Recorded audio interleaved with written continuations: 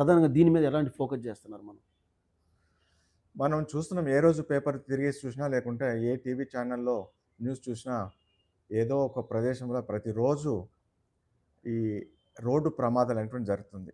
ఈ రోడ్డు ప్రమాదాల ద్వారా, ఈ మోటారు వాహనాల ప్రమాదాల ద్వారా ఎంతోమంది చనిపోవడమే కాకుండా, వికలాంగులు కూడా జరుగుతోంది.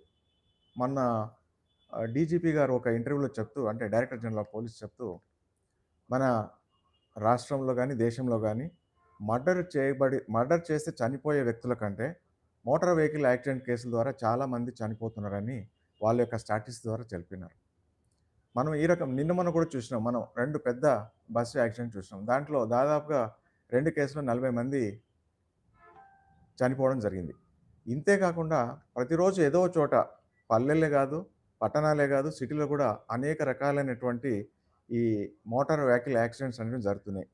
మరి వాళ్ళకు ఇంటికి సంపాదిస్తున్నటువంటి పెద్ద ఎవరైతే చనిపోతారో మరి వారి భార్య, పిల్లలు గాని, అతని మీద ఆధారపడినటువంటి తల్లిదండ్రులు గాని అనాథలైపోతారు. మరి వాళ్ళ జీవితం గురించి వాళ్ళ యొక్క